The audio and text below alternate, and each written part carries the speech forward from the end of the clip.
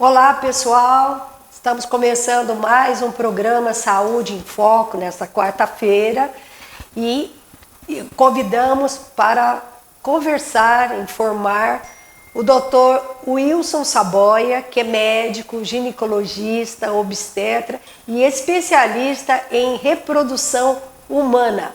Então, fique ligadinho, porque ele para poder assistir essa entrevista, que eu tenho certeza que vocês vão gostar muito. Dr. Wilson Saboia, muito obrigada pela gentileza de atender o nosso convite e estar aqui no estúdio da TVD para a gente conversar um pouco sobre ginecologia, sobre obstetrícia e principalmente reprodução humana, que é uma especialidade sua. Quem agradece sou eu, tá? O fato da oportunidade de poder esclarecer as pessoas ou transmitir alguma coisa daquilo que a gente conhece para as pessoas poderem escolher o caminho que elas querem tomar. Certo. Bom, então nós vamos começar por um assunto assim que é uma questão corriqueira, né? Eu acredito no consultório do Dr. Saboia, que é o ovário policístico. O que tem tratamento e isso daí impede a mulher de engravidar, doutor Saboia? Sim, impede de engravidar, tem tratamento. Até alguns anos atrás, a gente não sabia direito qual era a origem do ovário micropolicístico. Hoje, a gente sabe que o problema não é do ovário. O ovário, ele é capaz de funcionar direito. Quem atrapalha ele é o pâncreas, que produz excesso de insulina.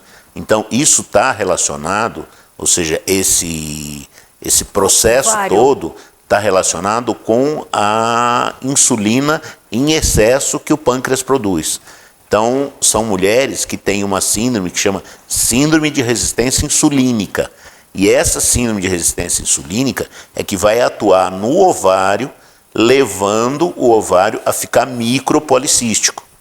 Certo. Então, aí no caso, o ovário policístico, então eu tenho que combater a causa, então eu tenho que atuar no pâncreas. Sim, eu tenho que atuar no pâncreas, melhorar as condições do pâncreas, diminuir o excesso de insulina e, a partir daí, dar condições para o ovário responder aos medicamentos que induzem a ovulação.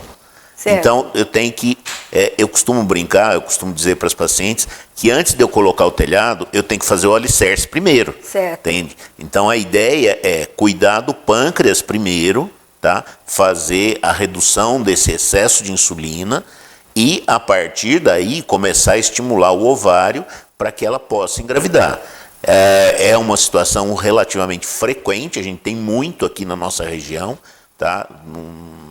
Isso tem a ver com fatores genéticos, familiares e tudo mais, mas a gente tem bastante casos aqui na região e no consultório, meu consultório, como é um consultório de especialidade, então concentra muito. Então eu vejo muito desses casos e o resultado do ponto de vista de gravidez é muito bom, tá? A gente consegue um nível de gravidez bastante alto. Tá, mas aí no caso, quando a gente fala em ovário policístico, nós sabemos que nós temos 2 ovários. Sim. Então, aí no caso de ovário policístico, nós estamos falando nos 2 ou num só? Como é que é porque esse problema? é um síndrome. Certo. E como síndrome, ele pega o organismo como um todo, ele atua no organismo todo. Então ele vai atuar nos 2 ovários ao mesmo tempo. Certo.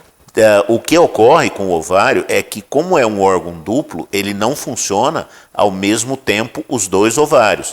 Então, um mês funciona um, outro mês funciona outro. Então, um descansa, o outro trabalha. Mas se os 2 tiverem com esse problema, nenhum nem outro funciona. Nenhum do outro vai funcionar, porque o problema pega os 2. Certo. O problema pega os 2 ovários, porque a insulina vem pelo sangue. Então, ela vai pegar tanto um quanto o outro, tá? Quer dizer, e aí... hoje em dia existem medicamentos ótimos, tá? Quer dizer, que funcionam muito bem nesse tipo de tratamento. Doutor Saboia, então, como o senhor está falando, deve ter uma porcentagem grande da população feminina que apresenta essa disfunção, esse ovário policístico. Tem bastante, é bastante alto. Veja bem, A clínica que a gente encontra nessas pacientes, geralmente são pacientes obesas, são pacientes que têm dificuldade de perder peso, são pacientes que têm excesso de pelo, têm excesso de espinha, tá? Tem queda de cabelo, tá? Então são várias situações que induzem a gente ao diagnóstico de ovário micropolicístico. E aí depois a gente vai complementar com o laboratório, mas, ou seja, no início da consulta, você vai observar esses fatos. Queda de cabelo, obesidade, aumento de pelo, tá? Quer dizer, espinha, tá? Quer dizer, dificuldade de perder peso. Então, a paciente, ela te dá o diagnóstico. Aí você vai fazer. A aparência dela já dá o diagnóstico. Certo. Aí você vai fazer os exames. Você vai dosar o quê? Você vai dosar insulina, porque, como a gente sabe que o problema vem do pâncreas, é o excesso de insulina que vai fazer isso. Então, a primeira coisa que eu tenho que dosar é insulina. Tenho que dosar como é que estão os hormônios masculinos. Então, eu tenho que fazer um estudo completo de todos os hormônios dessa mulher, tá? Tem que fazer uma avaliação a parte hormonal todos os hormônios, inclusive tireoide também está envolvida, tá? Então a gente tem que avaliar tudo isso e a partir daí montar eu digo que é montar um quebra-cabeça. E tratamento também. Você monta o esquema, os exames e tal, e aí você vai chegar no fim, ó, o diagnóstico realmente confirmou esse, e aí o tratamento. Mas então, essa mulher, ela não engravida?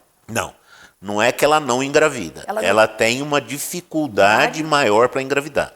Veja bem, a probabilidade de ocorrer uma gravidez num ciclo normal, tá? Sim. Ou seja, mulher normal, casal normal e tudo bem, eu tenho 15% de probabilidade de gravidez por mês. Por mês, ou seja, como isso vai se repetindo, são vários ciclos e tal, ao longo de um ano, eu espero que 90% dos casais tenham conseguido engravidar. Certo. Porque são casais considerados normais e 90%... seria uma gravidez... Seria uma gravidez espontânea. E nessas gestações, a gente tem uma taxa de aborto de 15%. Então, a gente sabe de cada 100 mulheres que engravidam, 15 delas vão abortar. Isso é da espécie humana, isso é natural. Tá? Não tem uma causa... Tem malformação, tem uma série de causas, mas a gente sabe que 15% acaba em aborto. Existe essa probabilidade. Quando eu pego uma paciente com ovário micropolicístico, essas pacientes têm uma dificuldade muito maior para conseguir engravidar. E quando elas conseguem engravidar, elas têm uma probabilidade de mais de 50% de abortar. Então, além de ser difícil para engravidar, elas têm uma taxa de aborto quase que 4 vezes maior do que da população normal. Certo. Mas tanto um caso como o outro tem tratamento. Sim, a partir do momento em que você trata, você corrige o problema e tal, ela passa a funcionar como uma paciente normal ou como uma mulher normal sem problema nenhum. Você corrige o problema, tá? Tá, agora... Não tem cura. Como? Não tem cura. Não tem cura. Não, porque isso é um problema genético. Entendi. Entendeu? Quer dizer, é uma coisa que vai estar... A partir do momento que você controla a insulina e controla os hormônios, você consegue fazer com que o ovário... passa a funcionar como normal. Daqui a alguns anos, provavelmente, tá? Quer dizer, ela vai desajustar de novo. E aí você vai precisar fazer um reajuste, um acompanhamento, coisa desse tipo. Né? Entende? Mas que tem condições de curar, não tem. Porque é um erro genético, é uma coisa... É como a mesma coisa que eu querer ficar preto, querer mudar a cor da minha pele, eu não vou conseguir mudar. A cor da minha pele é assim porque geneticamente ela é assim. Então, o problema do ovário, ele é genético. Tá certo. Agora, bom, então, esse é uma questão do ovário policístico. Agora, uma outra coisa que o senhor também é bambambam é a reprodução assistida. Então, o que seria a reprodução assistida? Bom, a reprodução assistida é o seguinte... É o último degrau da escada do tratamento. Então, não conseguiu, a gente tenta pelas vias naturais, não conseguiu, aí você começa faz as investigações de hormônio, de trompa, tá tudo perfeito e tenta engravidar, não consegue. O último degrau da escada seria a fertilização. Tá? Tem gente que desespera, tem gente que quer já ir direto lá para a fertilização. Pode, não tem problema nenhum. O grande problema da fertilização é que as clínicas que fazem fertilização são todas particulares, isso não tem a nível governamental. Então, não tem SUS. Não tem SUS, tá? Só tem sustos. Sustos na hora de pagar a conta. Na hora de pagar a conta, mas SUS não tem. Então, é um tratamento de custo alto em função até da própria medicação que você é obrigado a utilizar. Uma ampola de um indutor de ovulação desses que a gente usa, 5, 6 ampolas para conseguir ovulação, custa 300, 400 reais uma ampola. Então, você imagina o quanto vai no tratamento inteiro. O grande custo da fertilização é o medicamento. Entendeu? Tá. Você tem o custo de um laboratório, são laboratórios super complexos. Hoje em dia, os laboratórios se sofisticaram bastante. Então, antigamente, quando a gente começou a fazer fertilização, isso lá há 30 anos atrás, tá? O nosso grupo lá de Campinas, na época, foi o primeiro grupo a conseguir um bebê de uma fertilização no interior do estado de São Paulo. Não tinha, tá? Ninguém fazia, não tinha Ribeirão, não tinha ninguém. Você fazia parte dessa equipe? Não. De Campinas? Eu era o coordenador. Então, porque eu lembro muito bem da repercussão que teve, e acho que foi o caso do Milionário, né? Da dupla. Não, essa já foi depois. Então, isso aí já foi depois, tá? Foi do Zé Rico. Zé Rico. Milionário e Zé Rico. Do Zé Rico. Zé Rico. O Zé Rico, a esposa dele tinha problema e ele tinha problema.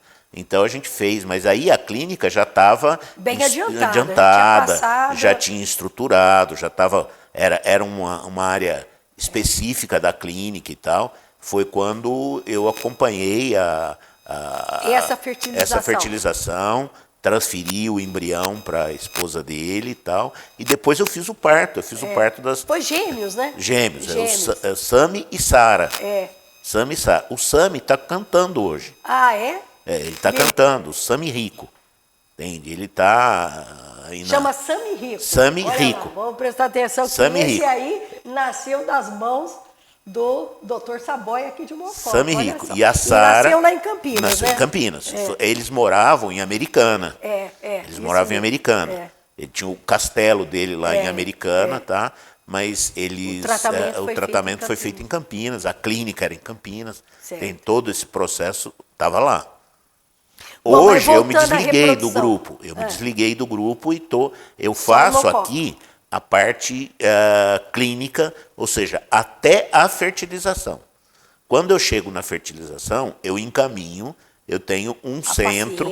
Eu tenho um centro que eu encaminho ou aqui para Ribeirão, tá? Ou para Campinas. Eu tenho 2 polos, tá? Onde hoje a gente encaminha as pacientes para fazer o processo de fertilização. A partir do momento em que ela está grávida, ela volta para mim para acompanhar a gravidez. Você vai como um ginecologista. Aí eu vou como obstetra dela e acompanho até o fim, tá? Então, doutor Saboia, vamos entender direito essa reprodução. A mulher, ela não consegue engravidar.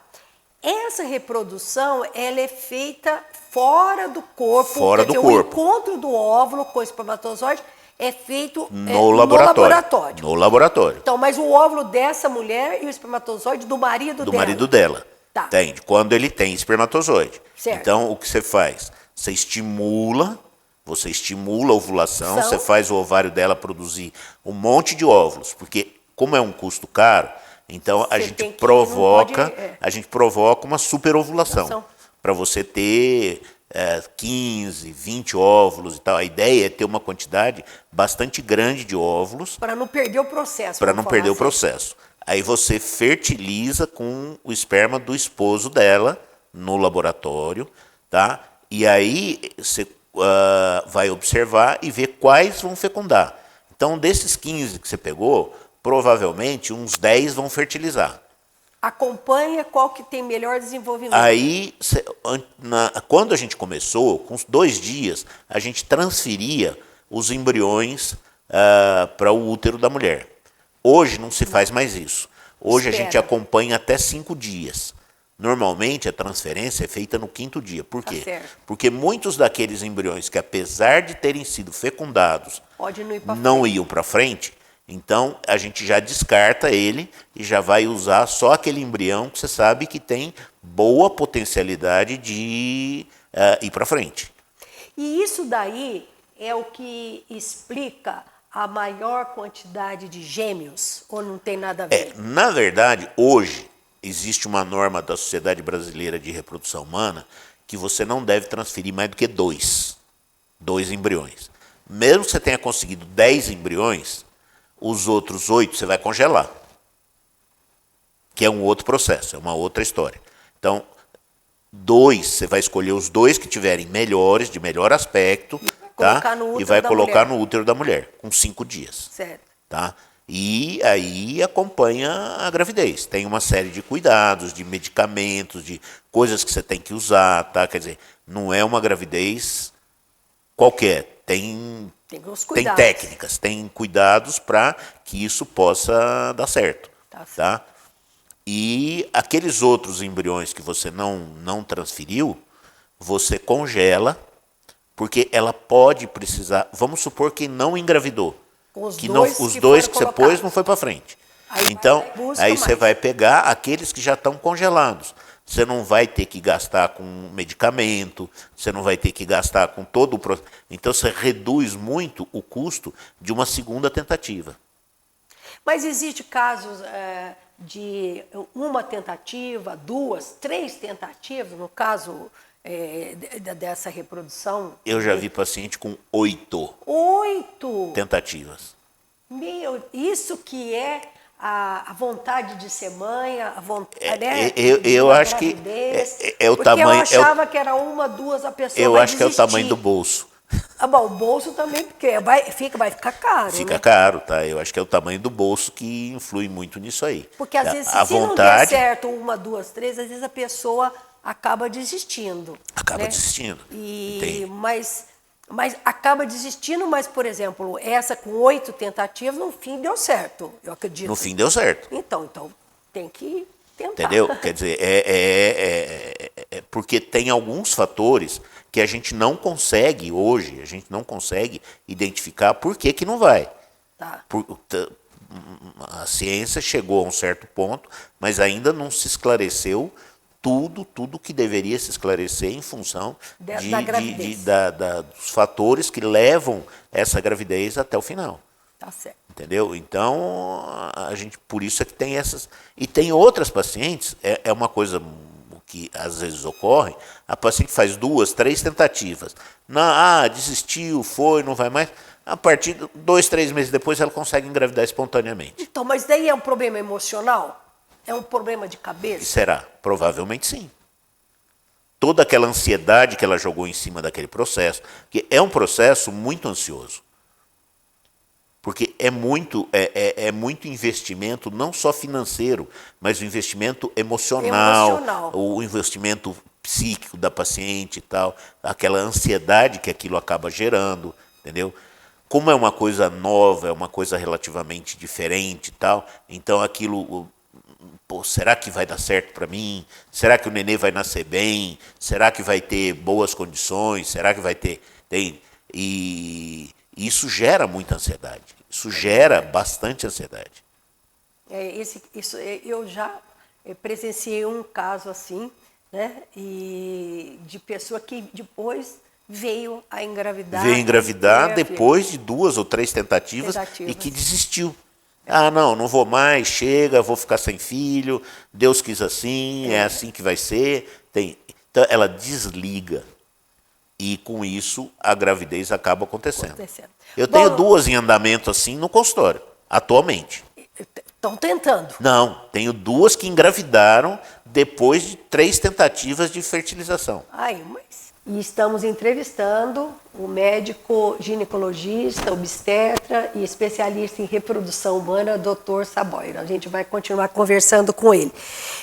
Dr. Saboia, e sobre a menstruação, porque nós falamos aí sobre reprodução, sobre ovário e tal. Agora, a gente via assim, no caso da menstruação, ela tem alguma coisa a ver com endometriose? Porque a falta de menstruação ou a menstruação um pouco exagerada tem a ver com... Não. Ou uma coisa interfere na outra? Tá. A endometriose, tá? Quer dizer, é uma menstruação no lugar errado. Ah. Entendeu? Quer dizer, ou seja, o endométrio, que é aquela camada que recobre o útero por dentro, chama endométrio, tá? Quando ele sai do lugar, que seria a camada interna do útero, ele teria que formar o forro, o tapete do interno do útero, e ele vai ou para dentro da parede do útero, ou ele cai na cavidade abdominal, e ali ele se desenvolve, aí sim isso é endometriose. Então a endometriose seria o endométrio fora do lugar natural dele. Então, mas o endométrio é uma membrana. Então, essa membrana membrana. descola Ela tem da parede células, do útero? mas ela é formada por células. Entendi. Então, quando a mulher menstrua, aquela membrana descola e é jogada fora. Certo. A menstruação é isso, tá? Quer dizer, é o sangue mais aquela membrana, só que aquela membrana, ela esfarela, ela quebra. Então, aquela célula pode migrar, tá? Por dentro do útero, pelos vasos sanguíneos do útero que estão abertos, pode migrar por ali e ficar na parede do útero, tá? Então aí a gente chama de adenomiose, que seria o antigo endometriose interna, que é endometriose também. Dentro da parede do útero. E você pode ter essa endometriose, ou seja, essa célula, indo para a trompa, indo para o abdômen que está em volta e tal. E existem casos, raridades e tal, inclusive são casos de coisa cirurgia? De cirurgia, sim, tá? Quer dizer, hoje tem tratamentos que boa parte dos casos de endometriose respondem bem a tratamento, você não precisa de cirurgia. Mas tem casos que você tem que operar. Mas existem casos de endometriose muito atípicos. Por exemplo, eu tenho no meu consultório uma paciente, inclusive ela é aqui de São Carlos, ela teve endometriose na mucosa do nariz. Ué? Ela sangrava todo mês, tá? Pela mucosa do nariz, e a gente acabou ficando, o que será, acabou aparecendo na minha mão. Eu pedi para um colega, um otorrino lá de Campinas, fazer uma biópsia do material que tinha lá no nariz, e veio endométrio. O endométrio foi parar no nariz, por dentro da circulação. Ele cai na veia, cai no sangue, vai circulando e pode parar em qualquer lugar. Na literatura tem endometriose no pulmão, mas são raridades. Isso é coisa muito rara de acontecer, mas que tem. Sim. Quer dizer, ou seja, normalmente a endometriose ela costuma ocorrer na pelvis, ela costuma ocorrer em volta dos órgãos genitais ali, do intestino, da bexiga, do reto. Então é muito comum, tá? Quer dizer, ela cair na face posterior do útero, tá? Quer dizer, e ali você tem o reto encostado, então acaba fazendo, e às vezes são pacientes que têm que partir para cirurgias radicais. São cirurgias que às vezes você tem que tirar até parte do intestino para poder resolver o problema. Mas essa pessoa que ela tem a menstruação é irregular? Ou é irregular? Não Mas tem nada. Como é que sabe? Então, como é que eu investigo e como é que eu chego a esse diagnóstico? Bom, a grande maioria das vezes o diagnóstico é feito pela clínica. O que a clínica diz? Então, é uma paciente que ela chega queixando de dor, tá? Cólica menstrual, no final da menstruação. O normal da cólica menstrual é ser no início do processo menstrual, que é quando o útero está se dilatando para o sangue sair. Só que essas mulheres, elas têm dor no final, quando está terminando a menstruação, é que ela sente a dor. Então isso já é uma coisa que te levanta uma suspeita. Hoje a gente conta com ultrassonografia, a gente conta com ressonância nuclear magnética, tá? Quer dizer, a gente conta com uma série de recursos de laboratório que te dão o diagnóstico. E tem algumas coisas que a gente faz através do diagnóstico por sangue. Então, existem alguns exames que foram desenhados, foram feitos no sangue para diagnóstico de câncer, que é o CA-125, o CEA, o C919. Então, esses exames foram feitos para diagnóstico de câncer. Certo. Só que na endometriose, eles dão alterado. Entendi. Não daria o nível que seria de um câncer. Um câncer, ele daria lá, vamos pôr, um nível de 100. Quando o normal seria 25. Quer dizer, quando tem endometriose, dá 50. Tá. Mas aí, no caso, a mulher, ela menstruou e, no final, ela vai sentir essa dor. A cólica. Essa cólica. Agora, essa cólica é porque essa membrana ficou lá dentro do útero. Ou do lado do intestino, do lado fora do útero? Fora do útero. Tá? Foi para outro ela lugar. gruda lá dentro e vai se desenvolver. Vai começar a crescer ali, vai formar um foco. Às vezes formam focos relativamente grandes, de 1 centímetro, 2 centímetros de endométrio, e todo mês aquele foco menstrua. Do mesmo jeito que ela menstrua o útero, aquele foco que está ali, sangra ali também. Por isso que dói. Não é, aí, não. Nesse caso, tem que fazer cirurgia. Aí tem que fazer cirurgia. Bom, outra coisa para a gente, que é de interesse, todo mundo quer saber, é o tratamento da menopausa. Porque a mulher, quando entra na menopausa, tem uma série de mudanças em função dos hormônios que o organismo para de produzir e provoca algumas alterações. Mas tem muitas mulheres que acham que não precisa de tratamento, não precisa procurar um médico e precisa uma reposição. Na verdade, tá? Na verdade, a reposição hormonal, tá? Ela vem em função do ovário ter deixado de produzir, tá? O ovário, eu costumo comparar com um saquinho de bala. Então, todo dia você vai lá, ou seja, todo mês você vai lá e tira uma bala. Todo mês tira uma bala. Vai chegar uma hora que o saquinho vai esvaziar. A bala é o óvulo. A hora que não tiver mais óvulo, aquele ovário vai parar de funcionar. Aí ele regride? Ele regride. Ele diminui de tamanho. Certo. Então, por exemplo, um ovário normal, você vê no ultrassom, ele mede de 3 a 9 centímetros. Certo. Um ovário na menopausa mede 1,5 centímetros. Entendi. Então, por quê? Porque ele esvaziou aqueles óvulos que ele tinha lá dentro. Certo. Quer dizer, ele acabou. Então, ele ficou murcho. Ele ficou... E ali ele não produz mais o estrogênio, hormônio, que é o hormônio feminino. Que é o hormônio que dá a feminilidade à mulher. E altera a pele também. Altera né? A pele, altera tudo, tá? Quer dizer, altera cabelo, altera as curvas do corpo, entendeu? Altera os ossos. Então você começa a ter osteoporose, você começa a perder porque... A menopausa é o fim do fim. Não é o fim do fim. Ai, meu Deus do céu. É o começo de uma outra etapa. De uma outra etapa que precisa ter cuidado, né? Quer dizer, você mudou de etapa. Você vinha numa etapa que era o período em que a mulher tinha capacidade reprodutiva, Aí, de repente, ela acabou a capacidade reprodutiva dela. Entendeu? Acabou, e aí acabou a produção de hormônio. Então, aí você tem que avaliar... Reposição. Você tem que avaliar que tem mulheres que têm necessidade de reposição mesmo.